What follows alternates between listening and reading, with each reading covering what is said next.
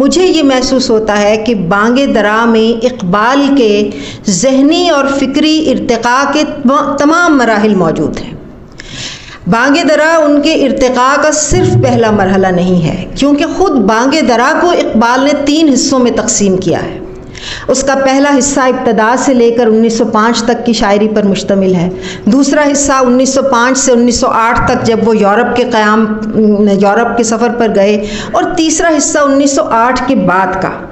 तो वतनीयत के हवाले से, कौमियत के हवाले से, रूमानियत के हवाले से जितने भी मज़ाहिर हमें मिलते हैं वो हमें इब्तदाई हिस्से में मिलते हैं।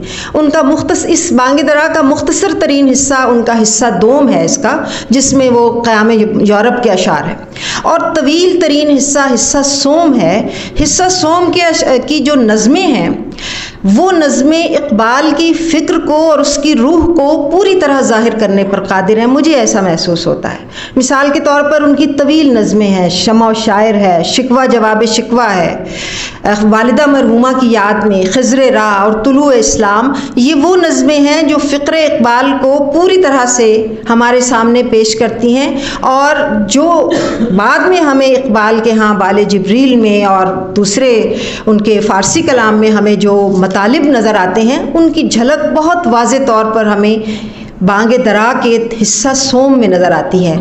ये मेरी एक तालिब इल्माना सी राय है। आप दोबारा एक नज़र से इसको देखेंगे तो आप खुद अपनी राय कायम कर सकते हैं। इकबाल ने इन अशार के ज़रिए बांगे दरा की एक और ख़ुसूसियत जो मुझे महसूस होती है कि इकबाल की शख्सियत और फ़िक्र की तश्कील के जो इर्तिक़ाई मराहिल हैं वो सब के सब इसके अंदर मौजूद नज़र आते हैं।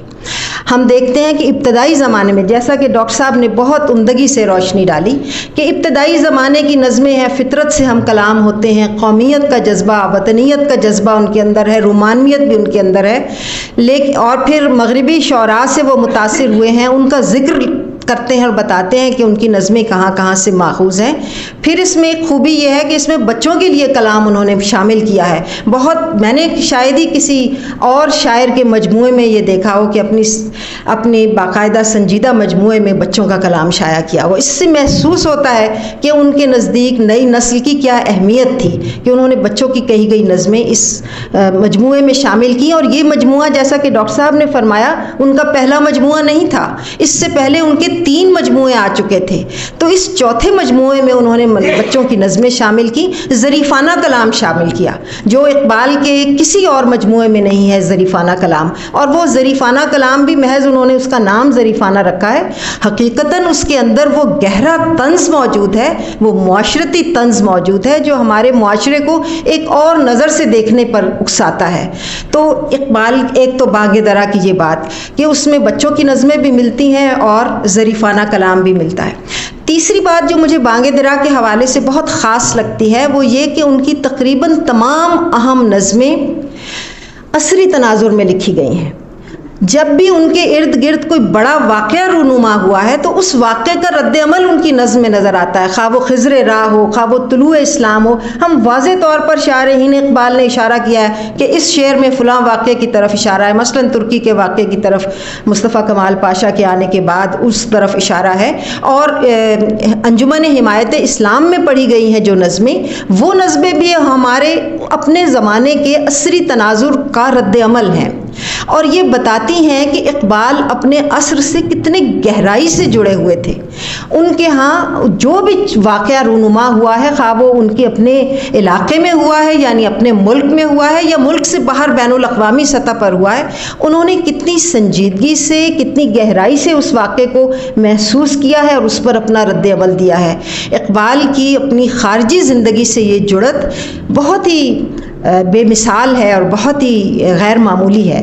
बाद में हम इकबाल के उर्दू कलाम के हवाले से अगर हम देखें तो बाले जिब्रील में, इसमें कोई शक नहीं, डॉक्टर साहब ने बिल्कुल बजा फरमाया कि बाले जिब्रील में जो फ़िक्री पुख्तगी मिलती है और जो गहराई मिलती है वो हमें गालिबन बांगे दरा में उस तरह नज़र नहीं आती, लेकिन उसके आसार ज़रूर नज़र आते हैं। हत्ता कि तसव्वुफ़ के हवाले से भी और ख़ुदी के हवाले से भी। इन आखिरी नज़मों में आप देखिए कि मुझे काश आपकी तरह अशार याद रहते और अख्तर उस्मान साहब की तरह।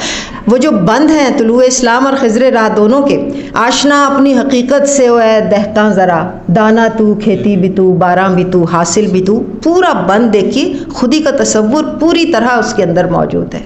बेखबर तू जौहर आईना अय्याम है, तू ज़माने में खुदा का आखिरी पैगाम है। और फिर इश्क़ रसूल जो उनकी शायरी की रूह रही है और अपनी पूरी तमाम तर अपने कलाम के अंदर उन्होंने जो एक तख्लीकी तवानाई का सरचश्मा दरियाफ़्त किया है वो इश्क़ रसूल से किया है, वो जवाब शिकवा में मौजूद है कि मोहम्मद से वफ़ा तूने तो हम तेरे, ये जहाँ चीज़ है क्या लौह कलम तेरे हैं। हासिल है उस सारी फ़िक्र का जिस पर इक़बाल की कलाम की बुनियाद रखी जा सकती है। तो इस हवाले से मुझे महसूस होता है कि बांगे दरा का मकाम उनकी बाकी किताबों की निस्बत मुख्तलिफ है। बांगे दरा मुमताज़ है इस हवाले से कि उसमें न सिर्फ उनकी फ़िक्र और शख्सियत की तश्कील के मराहिल नज़र आते हैं, उनके असरी तनाज़ुरात नज़र आते हैं, बल्कि वो तनव्वुर नज़र आता है जो शायद बाद में हमें नज़र नहीं आता। बाद में जिस तरह उनकी फ़िक्र मरकूज़ हो गई है अपने फ़लसफ़े पर, वो उस ज़रब कलीम में हमें ज़रूर ऐसी नज़में मिलती हैं जो मुख्तलिफ़ मौज़ूआत पर लिखी गई हैं और बहुत अहम हैं। लेकिन बांगे दरा की नज़में वो हैं जिनमें शेरियत भी हमें मिलती है और हमें असरी तनाजुर भी मिलता है। इस हवाले से ये किताब एक मुमताज़ मकाम की हामिल है।